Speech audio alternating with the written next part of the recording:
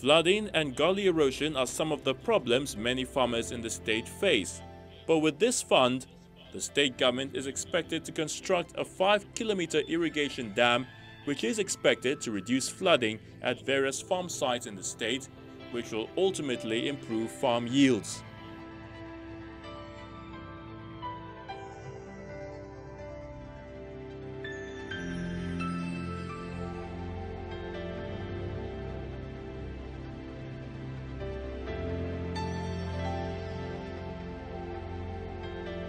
Climate change has its own share on food production as well. The country's dependence on food importation has cost the country billions of dollars yearly to import rice and other food items into the country.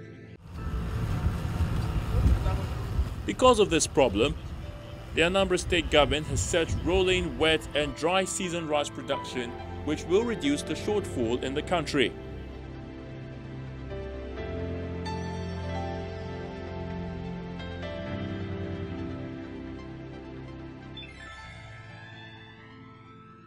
The state is currently cultivating over 300 hectares of farmland, which will add 120,000 metric tons of rice for the country. We mapped out the state into areas that rice will grow best, maize will grow best, cassava will grow best. Ordinarily, Anambra has 100% arable land, but the agronomists that we hired, 14 of them, led by Professor Maliko, they were able to do those catchment areas, get cooperatives in those areas, rice cooperatives, maize cooperatives, and cassava cooperatives. In rice cooperatives, we have about 564 registered cooperatives. These cooperatives are important for administrative purposes, among other things. And of course, banks like that structure a lot because at least with a cooperative, you know who's a farmer. So if you're giving money, you're giving money to the real people. You're not giving money to businessmen who are not farmers. That's one. Then secondly, these cooperatives, and each of the areas we have cooperatives, we appoint prefects. Prefects are experts in that area. If it is a rice prefect, an expert in rice that are guiding what we are doing in those rice areas. Same as in cassava and same as in maize. The green speaks of a nurture to behold. This will make the state one of the top rice-producing states in Nigeria.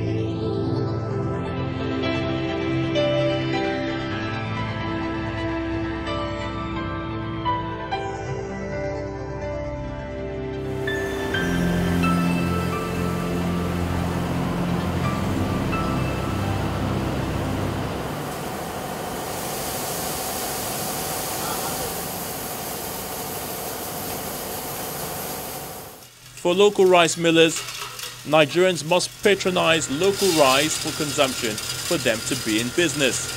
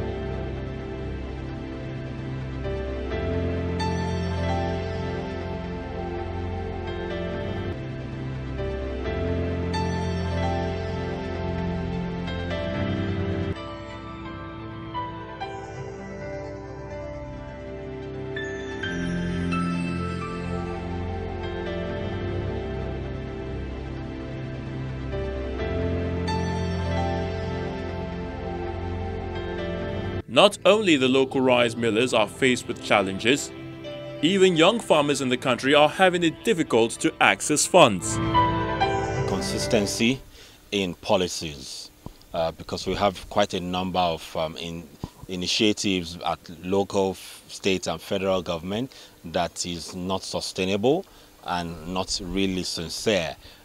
Packages come, well, as usual, they don't get to the youths, and when it gets to the youths, it's not deployed to them on time.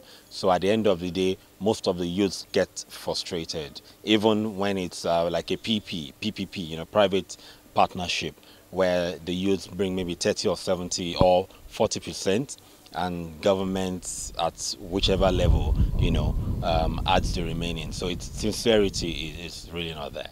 For the smallholder farmers, what we did is we organized them into cooperatives, crop-specific cooperatives, because what people normally do, farmers normally do, is they just go farm cocoyam, farm rice, farm everything. So they are not very specialized. So we organize them into crop-specific cooperatives so they can harness synergy, they can synergize, share resources. Then we also now help them to get access to tractors. We have this partnership with a Belarusian company that's brought in about 100 tractors into the state, and we also bought a dozen tractors to supplement that. So within their cooperatives, the farmers can have access to these tractors, and we can get more mechanized in the state. So you increase their food production. We also help them to get access to high yielding variety of seeds, like rice, maize, and cassava stems. So that way, the farmers can, with little space, with the same space, they can produce more. And we also help them to get access to training. We hear their funds, and I've been in the industry 20 years now. Okay, we hear of the funds, but the funds don't get to the youths. If you find a scheme that wants to empower 1,000 youths, at the end of the day, you hear the big figure. I've been involved, over the years. The monies don't get to the youths, or the input promise don't get to the youths. They are sold off. Experts believe that both the federal, state and local governments must be willing to support farmers in order to make the country rely on locally made foods. In Nigeria, rice is a staple food in many homes across the country.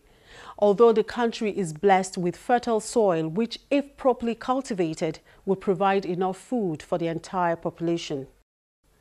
Don't forget, our inbox earth file at channelstv.com is always available for your comments and questions. We always appreciate hearing from you. We hope to be back with you next week. From all the Earth File crew in Lagos, it's bye for now.